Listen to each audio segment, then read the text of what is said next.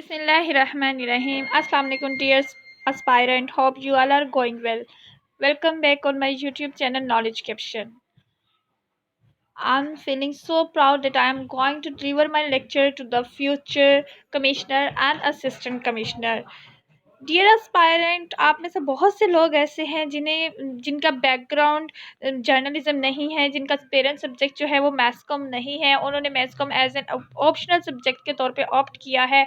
अब वो उसमें अच्छी स्कोरिंग चाह रहे हैं, अच्छा मार्क्स गेन करना चाह रहे हैं। तो अच्छा मार्क्स गेन कैसे कर सकते हो आप लोग, अच्छे मार्क्स किस तरह से ले सकते हो मैथ्स कम्युनिकेशन का जो सब्जेक्ट है CSS में, PMS में, इसके अलावा बाकी जो कॉम्पिटिटिव एग्जाम्स होते हैं, जो डिपार्टमेंटल होते हैं जर्नलिज्म के, उसमें आप लोग किस तरह से इसको अच्छा सब्जेक्ट, अच्छे मार्क्स गेन कर सकते हैं।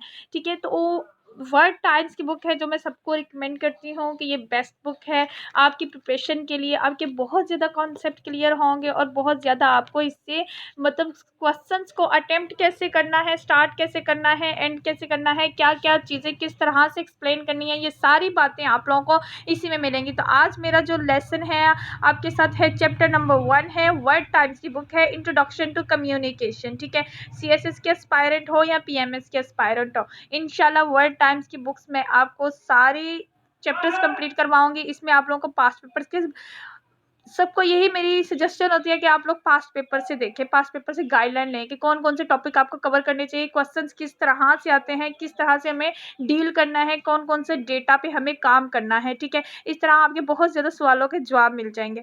तो स्टार्ट करते हैं हम लोग। आज हमारा चैप्टर नंबर 1 है, इंट्रोडक्शन टू कम्युनिकेशन। तो इस सबसे पहले हम लोग पढ़ेंगे मीनिंग ऑफ कम्युनिकेशन। तो it's a word that derived from the Latin word, ये लैटिन वर्ड से निकला हुआ है, कम्युनिटी से निकला हुआ है, जिसकी माइंड नेक्स्ट के आ जाते हैं शेयरिंग के आ जाते हैं, जिसमें आप लोग कह सकते हैं कि आप अपनी फीलिंग्स को, आइडियाज़ को, एक्सप्रेशन को शेयर करते हैं दूसरे लोगों के साथ। ठीक है, इट्स अ कॉल्ड कम्युनिकेशन। ये इसके मीनिंग्स हैं जिसको हम ज़्यादा डिटेल से भी देख लेते हैं कम्युनिटी से। और बाकी सारी बातें, फीलिंग्स, एक्सप्रेशन, आइडियाज़, उसके बाद कोई इन्फॉर्मेशन है आपके पास, आप उसको शेयर करते हो। नेक्स्ट जो हमारे पास होता है कि इम्पोर्टेंस क्या है हमारी ज़िंदगी में, कम्युनिकेशन की इम्पोर्टेंस क्या है। तो हमारी ज़िंदगी में कम्युनिकेशन की इम्पोर्टेंस वैसी है जैसे हमारी ज़िंदगी में बेसिक इम्पोर्टेंस है। बेसिक इम्पोर्टेंस हमारी ज़िंदगी में क्या है कि हर इंसान के पास पहनने के लिए कपड़ा, खाने के लिए रोटी हो और रहने के लिए घर हो। जिस तरह ये बेसिक नीड्स हैं, इसी तरह कम्युनिकेशन भी हमारी तरह, हमारी सर्वाइवल ऑफ लाइफ के लिए इसी तरह बेहद ज़रूरी है। हमारे पास मतलब कि बेसिक जो नीड्स है हमारी, कम्युनिकेट है। हम लोग अपनी सोसाइटी में रहते हुए सर्वाइव करने के लिए कम्युनिकेट करते हैं, अपनी ज़रूरियात को पूरी करने के लिए कम्युनिकेट करते हैं। हम लोगों को तमाम तर चीज़ों के लिए, कोई भी चीज़ है, किसी की ज़रूरत है, हमने किसी को बताना है, कोई चीज़ हमें चाहिए, रिक्वायर है, हमें शॉपिंग मॉल जाते हैं, हमें कोई चीज़ खरीदनी है तो भी हम कम्युनिकेट करते हैं। हमें अपने घर में कोई चीज़ चाहिए, हम लोगों ने अपने घर में रहना है, उनसे सोसाइटी में रहना है, जहाँ भी रहना है हमें कम्युनिकेट करना पड़ता है। तो ये भी हमारे लिए ज़िंदगी की बेसिक नीड्स की तरह हमें सर्वाइवल के लिए कम्युनिकेशन का यही रोल है हमारी ज़िंदगी में कि जैसे बेसिक नीड्स है वैसे ही हमारे लिए कम्युनिकेशन भी है। ठीक है, इसके बाद आ जाता है कि हम लोग कम्युनिकेशन किस तरह से जो है वो हेल्प्स करता है कोऑर्डिनेट करने में। आप सबको भी पता है कि कम्युनिकेट किस तरह से हेल्प करता है कोऑर्डिनेट करने में, सोसाइटी में मूव करने के लिए। कहीं भी किसी भी जगह आप बैठे हैं, अब चुप करके नहीं बैठे, अब वर्बली नॉन वर्बली कम्युनिकेट ज़रूर करते हैं, चाहे आप जहाँ भी हैं, अपने घर में बैठे हैं या कहीं भी। तो सर्वाइवल के लिए कम्युनिकेशन बहुत ज़्यादा ज़रूरी होता है। तो इसी तरह हम लोगों ने जब क्वेश्चन को अटेम्प्ट करते हैं कि व्हाट इज़ कम्युनिकेशन, हम उसकी मीनिंग्स बताएंगे, उसके इम्पोर्टेंस बताएंगे, फिर वो क्या अपना रोल अदा करता है सोसाइटी में, सारी चीज़ें हम लोग डिस्कस करेंगे इसमें। इसके बाद है कि इम्प्रूव डिसीजन मेकिंग, किस तरह से जो है कम्युनिकेशन हमारा डिसीजन मेकिंग करने में हमारी हेल्प करता है। मतलब कोई मैसेज आता है हमारे दिमाग में तो हम उसके अकॉर्डिंग अपना डिसीजन ले लेते हैं। लेट्स सपोज मैं आपको एक एग्जांपल देती हूँ कि मतलब आप लोग गए हैं और चूल्हे पे गलती से आपका जो हाथ है वो गर्म चीज़ पे लग गया है, तो अब आपने फ़ौरन से पहले अपना हाथ पीछे हटाना है कि आप अपने आप को उस आग से बचा सके, उस नुकसान से बचा सके। तो आपने क्या किया है, डिसीजन किया है। ये भी आपके दिमाग ने, आपके जो इम्पल्सेस हैं जिन्होंने आपको एक पैगाम भेजा है, इनकोडिंग हुई है अंदर आपके, तो आपने फ़ौरन से पहले रिएक्ट रिएक्शन किया है और अपना हाथ पीछे हटा लिया, ये आपका डिसीजन था। तो जो कम्युनिकेशन है वो किस तरह से आपकी डिसीजन मेकिंग में आपकी हेल्प कर रहा है। इसके बाद जो हमारे पास आ जाता है हेल्प इन स्ट्रेंथिंग, उसके बाद आपकी जो हेल्थ है उसके बारे में जो है स्ट्रेंथिंग करता है, उसके बाद इंक्रीज करता है आपकी पीस को, आप लोग कम्युनिकेट करते हो सोसाइटी में बेहतरी के लिए। ये सारी चीज़ें आप लोग इसके थ्रू पॉसिबल होती हैं, कम्युनिकेशन के थ्रू प्रोसेस होती है। कोशिश मेरी पूरी होगी कि मैं आपको जो जो पढ़ाऊँ उसके साथ साथ पीडीएफ नोट्स भी दे दूँ, इसका भी मैं कोई सिलसिला इंशाल्लाह आपके साथ रखूँगी। उसके बाद है पर्पस ऑफ कम्युनिकेशन। आप लोग नॉलेज कैप्शन जो चैनल है, यूट्यूब चैनल है, इसके अंदर मैंने पहले भी काफ़ी ज़्यादा सीएसएस पीएमएस की जो जर्नलिज्म है उससे रिलेटेड और पाक अफेयर के रिलेटेड भी काफ़ी ज़्यादा वीडियोस अपलोड की हुई हैं। आप लोग उस प्लेलिस्ट में जाके इन्हें विजिट करके इसे देख सकते हैं और उन वीडियो से लेक्चर भी ले सकते हैं जो आपके लिए हेल्पफुल होंगे एग्ज़ाम्स के लिए। तो इसको सब्सक्राइब करें, वीडियोस के दोस्तों के साथ भी शेयर करें ताकि उनके लिए भी हेल्पफुल रहे। तो हम लोग देखते हैं कि अब पर्पस क्या है कम्युनिकेशन का। अगर हम पर्पस की बात करें कम्युनिकेशन के, तो इसमें पर्पस आ रहे हैं हमारे पास 5 पर्पस लिखे हुए मिल रहे हैं हमें। 5 पर्पस लिखे हुए मिल रहे हैं जिसमें हमारे पास इन्फॉर्म करना है, उसके बाद नेक्स्ट देख लेते हैं एक्सप्रेस करना है अपनी फीलिंग्स को, इमेजिन करना है, इफ़ेक्ट्स करना है, और उसके बाद हमारे पास आ जाता है कि जो सोशल एक्सपीरियंस है उनके साथ जो सोशल एक्सपीरियंस है वो कैसे रहे हैं, और ये सारी चीज़ों को देखना हमारे पास क्या कहलाता है, कम्युनिकेशंस का जो है वो पर्पस कहलाएगा। ये 5 कुछ पर्पस थे हमारे पास जिन्हें हम लोगों ने देख लेना है जो कम्युनिकेशन अपने अदा करता है। ठीक है, नेक्स्ट हम लोग देखते हैं कि डिफरेंट टाइप्स क्या है कम्युनिकेशन की।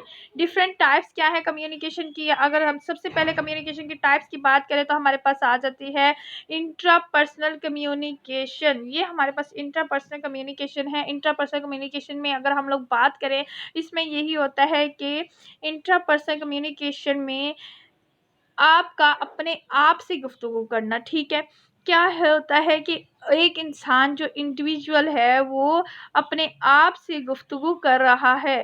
ठीक है, इंडिविजुअल जो है वो अपने आप से जो गुफ्तगू करता है उसे हम लोग इंट्रापर्सनल कम्युनिकेशन कहते हैं। इंट्रापर्सनल कम्युनिकेशन को हम लोग दोबारा देख लेते हैं, इसको किस तरह से हम समझते हैं, कुछ एग्जांपल्स लेके समझते हैं कि अपने आप से खुद गुलामी करना हम इंट्रापर्सनल कम्युनिकेशन कहलाते हैं। इंट्रापर्सनल कम्युनिकेशन में देखते हैं आप लोग, एक एग्जांपल जो सबसे पहले हमारे पास नज़र आ रही है हमें स्क्रीन पे, वो एग्जांपल नंबर 1 है कि आप लोगों ने टीवी ऑन किया है, कोई चैनल देखना चाह रहे हैं, आप लोगों के हाथ में रिमोट है, आप लोगों के पास खाने वाला चैनल आ रहा है, आपके पास कार्टून का चैनल आ रहा है, आपके पास इस्लामिक नाच का चैनल आ रहा है।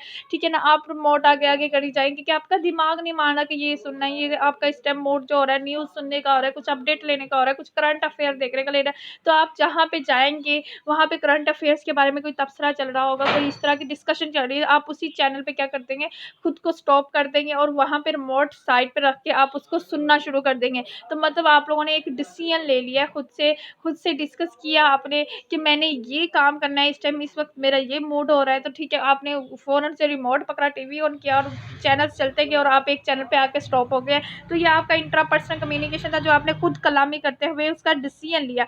नेक्स्ट हम लोग देखते हैं इसकी अगली एग्जांपल की बात करें कि आप ट्रैवल कर रहे हैं या किसी धूप में ट्रैवल कर रहे हैं, वही मैंने जो आपको पीछे से एग्जांपल दी है, धूप में ट्रैवल कर रहे हैं, अब आपको फील हुआ है कि यहाँ बहुत ज़्यादा गर्मी है, तो आपने क्या करना है, आपने डिसाइड कर लिया है कि अब आपने किसी शेड वाली जगह पे जाके क्या करना है, किसी शेडेड जगह पे जाके बैठ जाना है या साए पे आप लोगों ने चलते रहना है। ठीक है, ये इंट्रापर्सनल कम्युनिकेशन है। आप लोग जिस भी टाइप्स को ज़्यादा स्कोरिंग का यही तरीका होता है कि जिस भी टाइप्स का आप लोग डिस्कस कर रहे हो उसके साथ साथ आप उसकी एग्जांपल्स भी कोट करते जाओ। देन जो हमारे पास नेक्स्ट टाइप आ रही है वो इंट्रापर्सनल कम्युनिकेशन की है।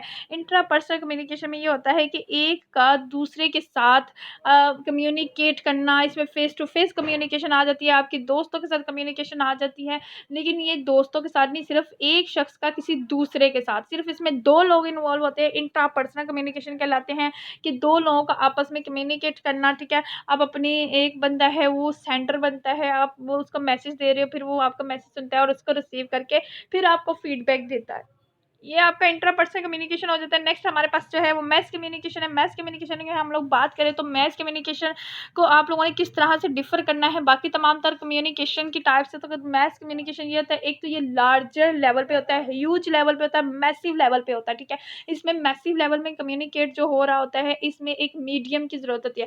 मैस कम्युनिकेशन में आपने ये बात लाजमी तौर पर जान लेनी है कि जो मैस कम्युनिकेशन होती है इसमें जो ज़रूरत होती है हमें वो होती है मैसिव की, ह्यूज की, चैनल की, किसी चैनल की ज़रूरत होती है हमें। मतलब आप चैनल को इस्तेमाल कर रहे हो, एक बंदा है वो खड़ा होकर लाखों करोड़ों लोगों तक अपना तकरीर पहुंचा रहा है, तो उसका मीडियम एक टीवी चैनल भी हो सकता है, न्यूज़पेपर भी हो सकता है, रेडियो रेडियो भी हो सकता है। उसके बगैर उसका मैसेज दूसरों तक जाना पॉसिबल नहीं होता। This is called the mass communication, ठीक है।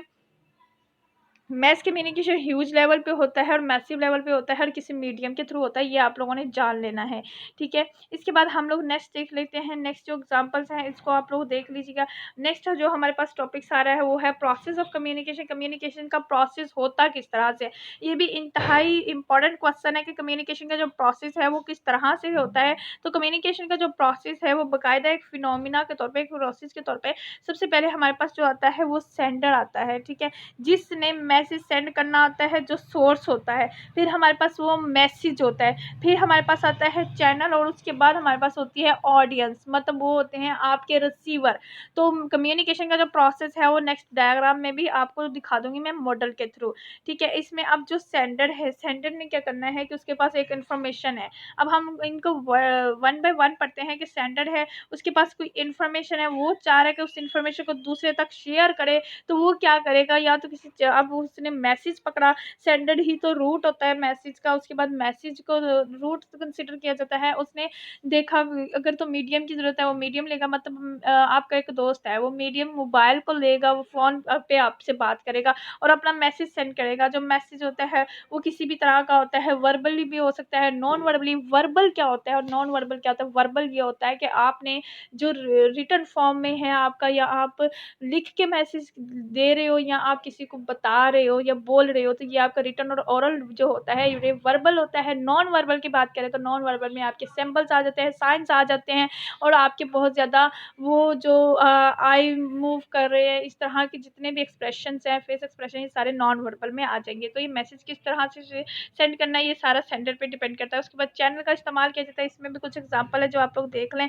कि किस तरह से जो मैसेज है उसको सेंड किया जाता है। चैनल की बात कर लेते हैं हम लोग। चैनल इसमें यूज़ किया जाता है, वो रेडियो भी हो सकता है, न्यूज़पेपर भी हो सकता है, टेलीविजन, डिपेंड ऑन द के मैसेज किस तरह का है, किन लोगों तक पहुंचाना है, और किस तरह से रेडियो के थ्रू पहुंच रहा है, रेडियो यूज़ होगा, टेलीविजन, न्यूज़पेपर, व्हाटएवर एटसेट्रा, कुछ भी हो सकता है। ऑडियंस जो आपके मैसेज को रिसीव कर रही है वो किस तरह से रिसीव कर रही है, टीवी पे देख रही है, रेडियो पे देख रही है, या रेडियो पे सुन रही है, या न्यूज़पेपर से पढ़ रही है, ठीक है। ये आपकी ऑडियंस है, फिर वो अपना फीडबैक किस तरह से देती है ये आप लोगों ने देख लेना है।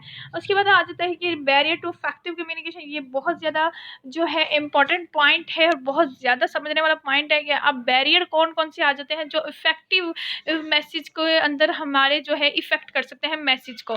किस तरह से जो हमारा मैसेज है उस तरीके से नहीं पहुंच पाता जिस तरह से हम लोग एक्सपेक्ट कर रहे होते हैं। तो इसमें हम लोग अगर बात करें, सबसे पहले हम बात